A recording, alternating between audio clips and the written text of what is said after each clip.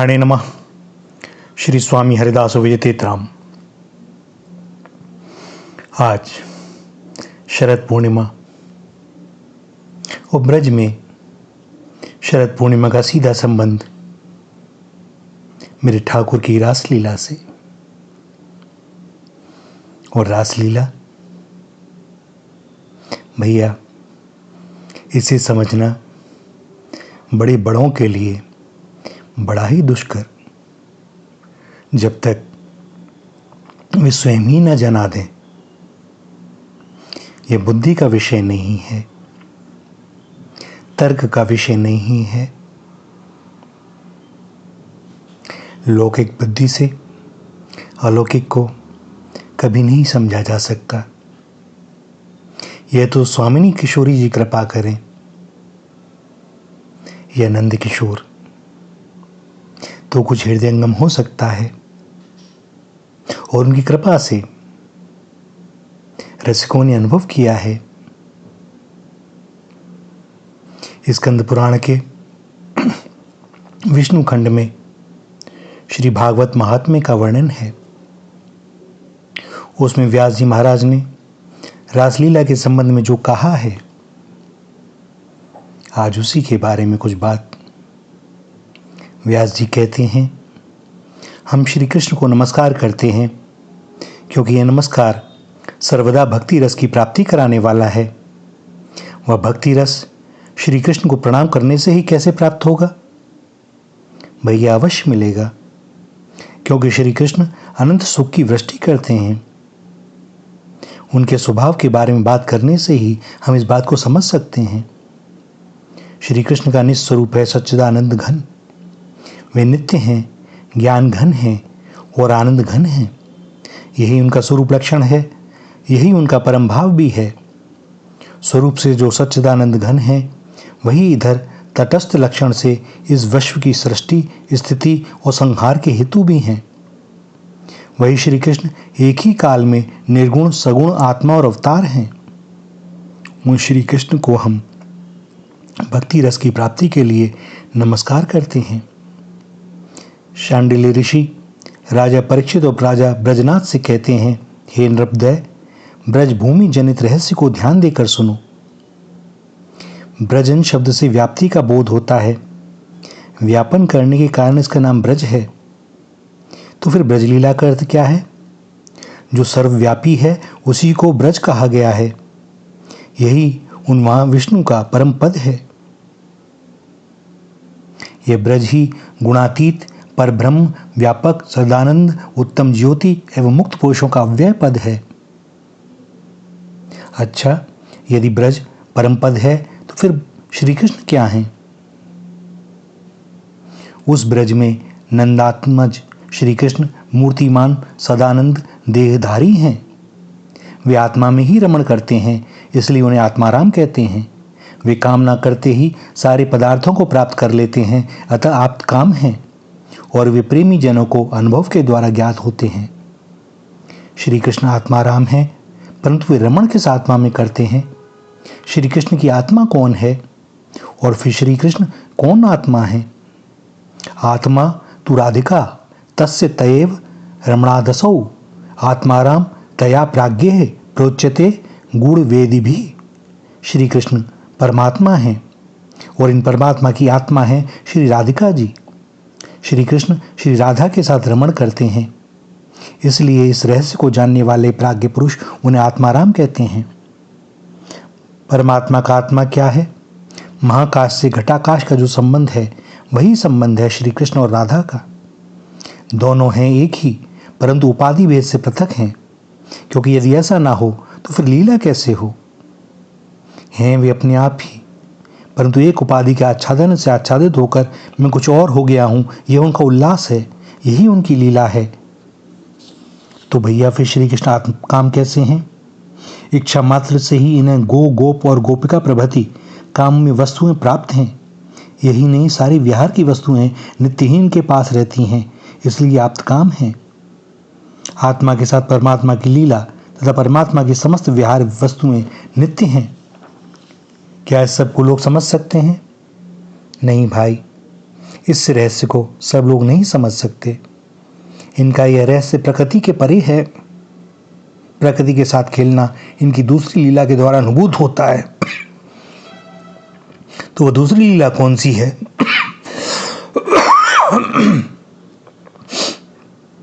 इस लीला में सत्व रज तम गुणों के द्वारा सृष्टि, स्थिति और प्रलय होती है। यह लीला भी दो प्रकार की है, वास्तविक और व्यवहारिक। इसीलिए रासलीला दो प्रकार की होती है, वास्तविक और व्यवहारिकी। वास्तविक लीला सब जीवों के हृदय में होती है, परंतु व्यवहारिकी लीला देखे बिना वास्तविक लीला किसी की समझ में नहीं आती, और वास्तविक लीला को समझे बिना व्यवहारिकी लीला का रस भी पवित्र भाव से आस्वादन नहीं किया जा सकता। व्यवहारिकी लीला जिस समय होती है उस समय उसे भाग्यशाली जीव ही देख सकते हैं। वास्तविक लीला के बिना व्यवहारिकी लीला समझ में नहीं आती। इसी प्रकार व्यवहारिकी लीला के देखे बिना वास्तविक लीला के अंदर प्रवेश नहीं हो सकता। इन दोनों का परस्पर संबंध ही ऐसा है। ब्रज लीला की पराकाष्ठा रास लीला में है। श्री भगवान ने अवतार लेकर श्री वृंदावन में लीला की थी। उन्होंने इसे देखा था, वे इसे लिख गए। जो इस वर्णन की सहायता से अपने भावना राज्य में इसका अनुभव कर सकेंगे, वही रासलीला को तनिक समझ सकेंगे। यह स्मरणात्मिका है। भाव राज्य में इस लीला का आनंद नित्य ही लूटा जा सकता है। प्रत्येक जीव के हृदय में लीला होती है। साधक नहीं होने से और व्यवहारिक लीला को नहीं जानने से इसका ग्रहण नहीं कर पाते। आत्मा राम श्री कृष्ण की आत्मा है राधिका। आत्मा रामस्य कृष्णस्य ध्रुवमास्ति राधिका। भला साधक को छोड़कर दूसरा कौन इस बात को समझ सकेगा? और वंशी तत्प्रेम रूपिका, श्री कृष्ण की वंशी ही उनकी प्रेम रूपणी है। इस बात को श्री कृष्ण के प्रेम में विभोर हुए बिना कोई कैसे जान सकता है? सच्चिदानंद रूपणी कृष्ण लीला का हृदय में प्रकाश होने पर ही सर्वत्र वासुदेव के दर्शन होते हैं, और इस बात को श्री कृष्ण प्रेमी के अतिरिक्त और कौन समझ सकेगा?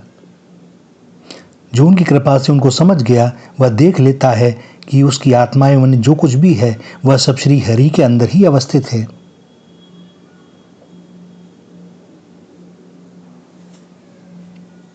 क्या कभी हमने अर्पण से होने वाले सुख का अनुभव किया है? किसी को सर्वस्व दे देना, सब कुछ त्याग कर देना। वह कौन है जिसे सर्वस्व दे डालने में सुख प्रतीत होता है? अपना जो कुछ भी है, कुल, शील, मान, अभिमान, धन, रत्न आदि सब दे डालना, जीवन, यौवन, शरीर, मन सब। क्या कभी इस सुख का अनुभव किया है? यदि हमने इसका अनुभव नहीं किया है तो अपना जीवन, यौवन सब कुछ उसे दे डालने में कितना सुख है, इसकी हम कल्पना भी नहीं कर सकते।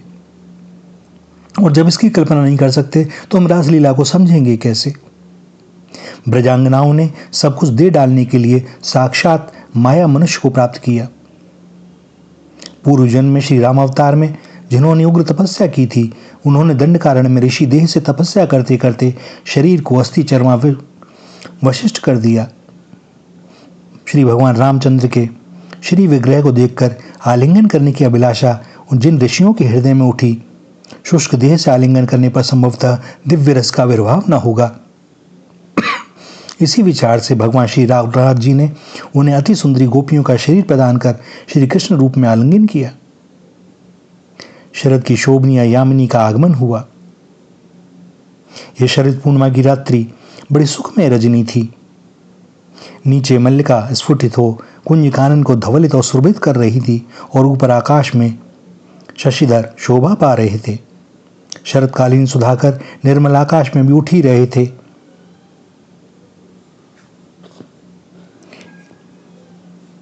शरद की रजनी से आज श्री वृंदावन की वन भूमि मधुमयी हो रही है। शरदचंद्र आज श्री यमुना के जल में, श्री यमुना के तट पर स्थित कुंज कानन में सुधा वृष्टि कर रहे हैं। निर्मल ज्योत्सना में स्नान कर कुसुमों से लदी हुई तरुलताएं, ज्योत्सना प्लावित यमुना का जल आज मानो किसी अपूर्व आनंद में विभोर होकर किसी के साथ अपूर्व क्रीड़ा कर रहा है। मानो आज सभी पूर्व से ही किसी अपूर्व विहार में योग दे रहे हैं। सैकड़ों कुंज कुटीर हैं, सचमुच देवगण भी उनको देखने में अक्षम हैं। जब तक हम आंतरिक भावना से इस भावराज में प्रवेश नहीं कर सकते तो इन दिव्य कुंजों को किस प्रकार देखेंगे। श्री भगवान की विहार वासना ने आज इस वनभूमि को मानो बावरा बना दिया है। प्रीतम के आह्वान से पूर्व भी मानो यहाँ के सभी पदार्थ एक अतुलनीय आनंद से भर गए हैं। संगीत के पूर्व भी मानो वाद्य अपूर्व सुमधुर स्वर में बज उठे हैं। स्मरण करते ही भगवान की वासना पूर्ति के लिए योग माया घर घर संवाद दे देती है। प्रेम बांसुरी का मधुर आह्वान वायु तरंग में भरकर जहां तहां छूट चला है। एक कवि ने कहा है, बंसी धुनी सुनी गोप कुमारी, अति आतुर है चली श्याम पे, तन मन की सब सुरति बिसारी, गल को हार पहर निज कटी में है, कटी की किंकड़ी गले में है डारी, ओ पग पायल ने धारण कर में, कर की पहुँचियनिया पगन मझारी, कान बुलाक कपूलन बेंदी, नाक में पहरी कान की बारी, एक नैन अंजन बिनु सो है, एक नैन में काजर सारी, को भोजन पति परसत दौरी, को भोजन तज दीनो थारी, नारायण जो जैसी होती घर, सो तैसे ही उठी विपिन सिधारी।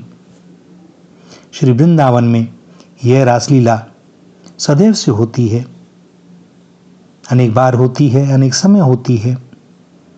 रसिक जन ही इसे देख सकते हैं। पर ये लीलाएं शरद के कार्तिक मास में नहीं होती, अन्य समय होती हैं। कार्तिक में जो रासलीला का पर्व है वह आज भी हिंदुओं के घर घर में मनाया जाता है और श्रीमद् भागवत में उसी की कथा है।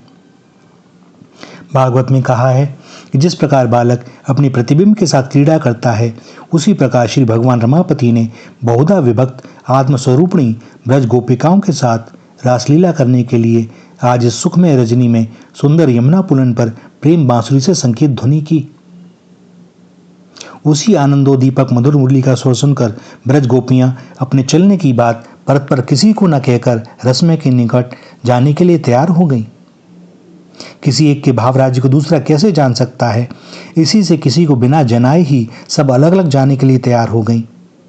तीव्र गति से चलने के कारण उनके कुंडल और हार हिलने लगे।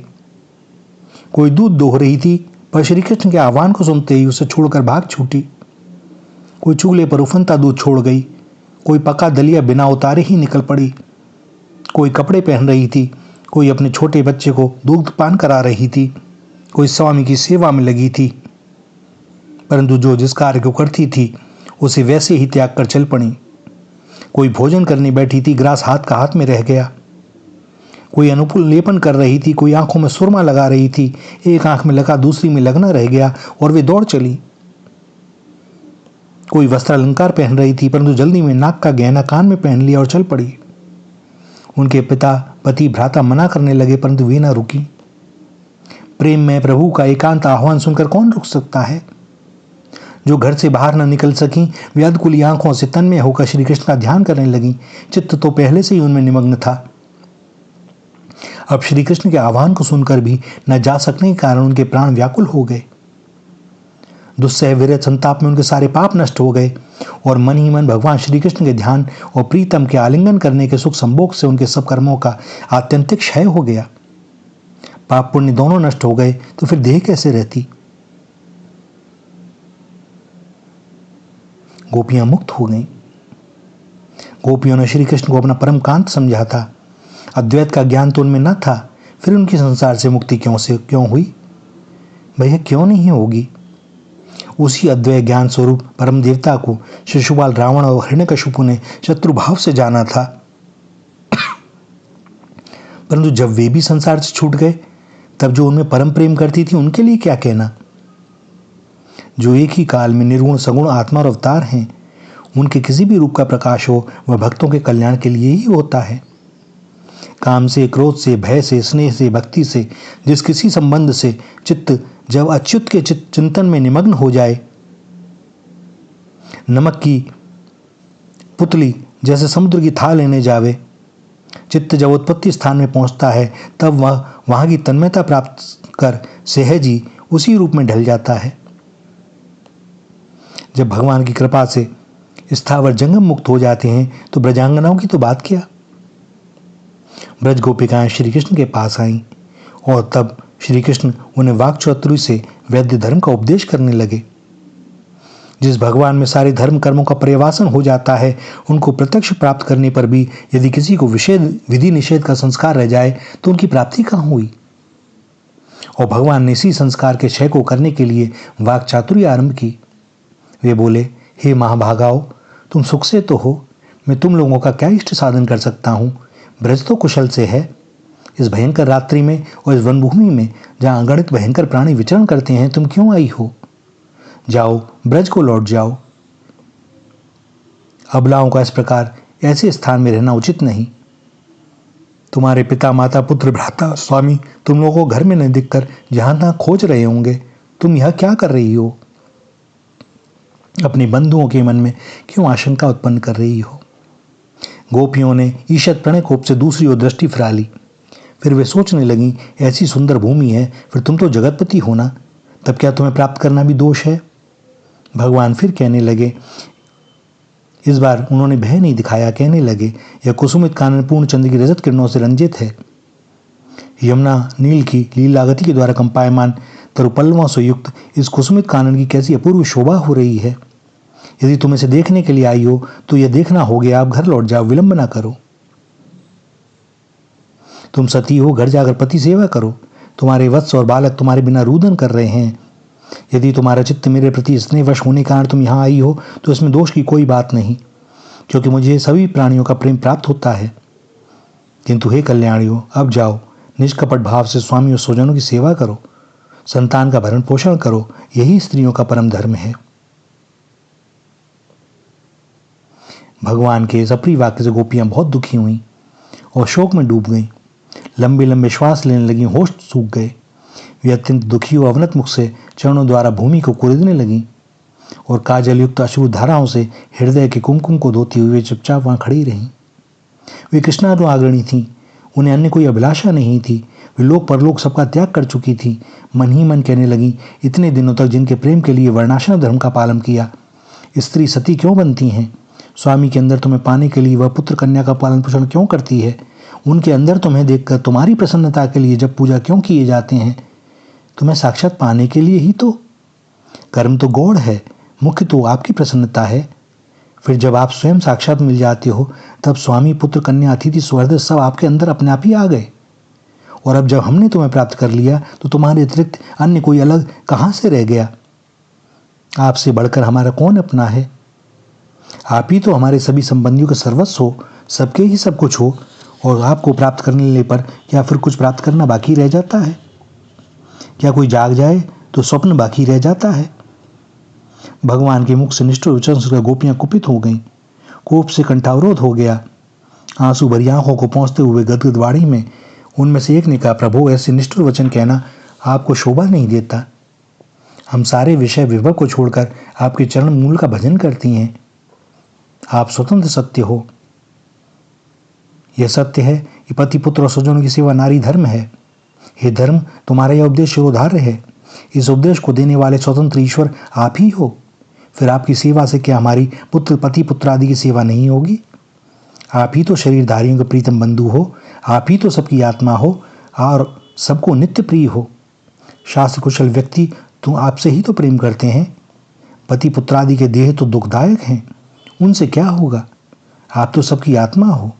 सो हे प्रभु, प्रसन्न हो। हे कमल लोचन, बहुत दिनों से हम जिस आशा का पोषण करती आ रही हैं उसे नष्ट ना करें। हमारे चित्त दोनों हाथ जो अब तक स्वच्छंदता से घर के कार्यों में लग रहे थे, उनका तो आपने हरण कर लिया है। हम अभिमान में आकर आपके चरण मूल को छोड़कर लौटना चाहती भी हैं, परंतु हमारे पैर आगे बढ़ते नहीं। बताओ, हम कैसे ब्रज को लौटें।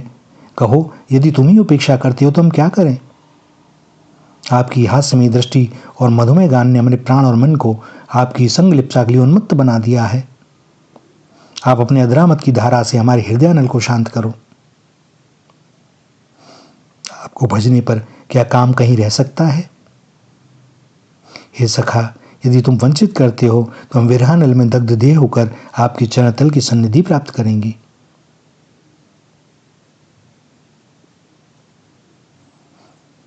तुलसी ने जिन चरणों को प्राप्त किया था, हम भी आपके उन्हीं चरणों की रज की शरण लेती हैं। हे नाथ, आप प्रसन्न हो।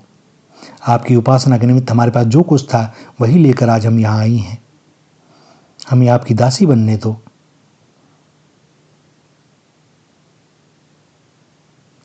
जिस प्रकार आदि पुरुष देवलोक के रक्षक होकर अवतीर्ण होते हैं, आप भी उसी पर ब्रज की पीड़ा पहारी होकर प्रकट हुए हो। अतएव हे पीड़ितों के बंधु, हमारे उत्तप्त हृदय और मस्तक पर अपने सुशीतल कर कमलों को प्रदान करिए। हम आपकी किंकरी हैं। कालिंदी का वही जो स्नात घाट है। तीरस्थ भूमि पर शीतल बालू का कण बिछे हुए हैं। मंद मंद सुशीतल सुगंध समीर प्रवाहित हो रहा है।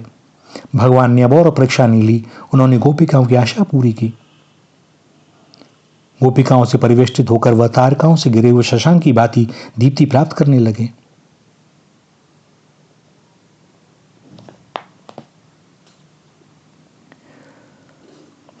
श्री कृष्ण के विरह में कृष्ण कांतागण कृष्ण का अभिनय करने लगे। भगवान ने रास किया और गोपियों को कुछ दर्प हो गया। अनासक्त श्री भगवान से मान प्राप्त कर गोपिकाएं माननी होती और कहने लगी कि हमारे जैसा सौभाग्य और किसको प्राप्त है। परंतु श्री भगवान उनके गर्व अभिमान को देखकर अंतर्ध्यान हो गए और श्री कृष्ण के विरह में वे गोपियां कृष्ण का अभिनय करने लगी। वस्तुतः जब प्राण श्री कृष्ण में हो जाते हैं तब ऐसा ही होता है। प्रत्येक अंग श्री कृष्ण में होकर खेलने लगता है और गोपियां कृष्ण लीला करने लगी। कभी उच्च स्वर से गाती उन्मत्त की भांति वन वन में कृष्ण को खोजने लगी। कभी तरुलताओं को पकड़कर कृष्ण की बातें पूछने लगी।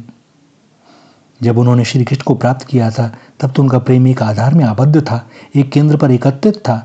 अब श्री कृष्ण विरह में वही प्रेम प्रत्येक वस्तु में फैल गया। सभी वस्तुएं उन्हें कृष्ण प्रेम से सनी दिखाई देने लगी और सब में श्री कृष्ण ही दिखाई देने लगे। जिस तरफ देखें उधर ही दरस हों घनश्याम के। किंतु यह सब होने पर भी श्री कृष्ण मिलते नहीं। इसलिए वे जिसे देखती हैं उसी से पूछती हैं, कृष्ण कहाँ हैं? आहा, कृष्ण विरह कैसी वस्तु है। इसमें कैसे विश्व और अमृत का मिलन है, जैसे गर्म ईख का चूसना। वन में इधर उधर भ्रमण करते हुए उन्होंने एक स्थान पर श्री कृष्ण के चरणों के चिन्ह देखे और वे उसी दिशा में आगे बढ़ने लगी। श्री कृष्ण सबका परित्याग करके वहीं अंतर्ध्यान हो गए थे। भगवान कहाँ जाते? भगवान कहाँ जा सकते हैं भैया? वे तो वहीं प्रकट होते हैं, वहीं अंतर्ध्यान होते हैं। वे जब चाहें तब कोई उन्हें देख सकता है और न चाहें तो कौन उन्हें देख सकता है। ये सब समय हमारे साथ ही रहते हैं, पर कहाँ दिखाई देते हैं, कहाँ अनुभव हो पाता है, जब तक उनकी और रसिक जनों की कृपा ना हो। और जब गोपियां कृष्ण के विरह में उन्मत्त सी हो गईं, बाबरी हो गईं, तो फिर कृष्ण को प्रकट होना ही पड़ा, क्योंकि वह किसी का भी विरह देख नहीं सकते। उन्हें तो आना ही है, क्योंकि जो आश्रित जन हैं वे तो केवल एक उन्हीं का आश्रय रखते हैं, उनके सिवा और कोई है नहीं। गोपियां कहने लगी कि दिन में जब तुम वृंदावन में भ्रमण करते हो तब तुमको देखे बिना आधा क्षण भी हमारे लिए युग के समान बीतता है, और आप हमें छोड़कर चले गए। सो गोपियों के कातर आह्वान को भगवान अधिक सह न सके। उन्होंने फिर दर्शन दिया। यमुना के तट पर पुनः रासलीला हुई। गोपियों के प्रश्न का उत्तर श्री कृष्ण ने दिया कि जो भजने वाले को ही भजता है वह अपना प्रयोजन सिद्ध करना चाहता है। ऐसा भजना स्वार्थ साधन के लिए होता है। इसमें धर्म या प्रेम नहीं, यहाँ तो केवल स्वार्थी उद्देश्य होता है। जो स्वयं नहीं भजते परंतु दूसरे उनको भजते हैं, वह पिता माता के समान दो तरह के होते हैं, दयालु और प्रेम में। इस भजन के द्वारा दयालु पुरुषों को निष्कृति धर्म एवं स्नेह में व्यक्तियों को स्वर्ग सुख प्राप्त होता है। भजन करने पर भी मैं नहीं भजता, क्योंकि ऐसा करने से निरंतर मेरा चिंतन बना रहेगा। मैं जो अंतर्ध्यान हो गया था वह तुम्हारा अनुराग बढ़ाने के लिए किया था। मैं तुम्हारे सामने नहीं आया, यह सत्य है, परंतु छिपकर भी मैं तुम लोगों को ही भज रहा था, सो मुझे दोष मत देना। श्री भगवान की रास लीला अपने साथ अपनी ही लीला है। भागवत में कहा है, बालक जैसे अपने प्रतिबिंब को लेकर क्रीड़ा करता है, वैसे ही श्री भगवान रमापति ने हाथ से आलिंगन आदि द्वारा ब्रज सुंदरियों के साथ लीला की। भगवान ने आत्माराम होकर भी अपने अनेक रूप करके प्रत्येक गोपी के साथ पृथक पृथक रहकर क्रीड़ा की, और यह लीला केवल भगवान कर सकते हैं, मनुष्य इसका अनुकरण नहीं कर सकता। जो इस लीला का स्थूल में अभिनय करना चाहते हैं वह स्वयं भी नष्ट होते हैं और दूसरों को भी नष्ट करते हैं। रासलीला में तो देखा जाता है कि ब्रजवासियों को भी अपनी स्त्रियों पर संदेह नहीं हुआ था, क्योंकि श्री कृष्ण से भी उन्होंने असूया नहीं की थी। भगवान की माया से मुग्ध होकर उन सबों ने देखा था कि हमारी स्त्रियां हमारे पास ही सोई हुई हैं। ये जो रासलीला है मदनोद्दीपक नहीं है, यह काम रूपी हृदय रोग का नाश करने वाली है। भैया, रासलीला के बारे में विशेष कुछ कहा नहीं जा सकता, कहेगा भी कौन। लोगों बुद्धि से हम इस बात को कैसे समझ सकते हैं। कुछ भी बोला जाए तर्क वितर्क खड़े होंगे, किंतु शंका ना करें, संदेह ना करें। रासलीला में जो हम आरोपण करते हैं स्त्री और पुरुष का, ऐसा है नहीं। वही भगवान हैं, वही गोपियां हैं, ऋषि मुनि हैं। न जाने कब कब से उन्होंने प्रार्थना की हैं, और उन सब की आत्मा तो स्वयं कृष्ण है ही। यही हम भूल करते हैं, हम भगवान और आत्मा को अलग मान लेते हैं। भैया, खेल भी उन्हीं का, खिलाड़ी भी वही, और वस्तुएं भी उन्हीं की। हम यह समझ लेंगे ना, तो हमारे लिए रासलीला को समझना बड़ा सरल हो जाएगा। कोई रसिक कृपा करे, श्री राधा किशोरी कृपा करें, तो यह रासलीला आज भी देखी जा सकती है।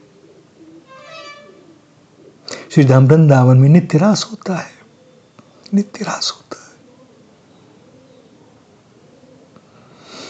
कोई उनका प्रियजन आज भी इसे देख सकता है। भैया, इसका वर्णन नहीं हो सकता, इसे देखा जा सकता है उनकी कृपा से, कहा नहीं जा सकता। ऐसी शरद फिर आई है। श्री धाम में कुंजों में तो नित्य ही यह स्थिति बनी रहती है, किंतु हम लोगों के लिए लौकिक दृष्टि से शरद आई है, और हमारे विचार में कि आज रास हुआ था, तो आज हम विशेष आनंद ले सकते हैं। भगवान से प्रार्थना करें, कोई रसिक संत कृपा करे, लाडली जी कृपा करें, और हमें इस रास की अनुभूति हो सके जो श्री धाम में नित्य निरंतर होता रहता है। श्री राधा, श्री राधा, श्री राधा।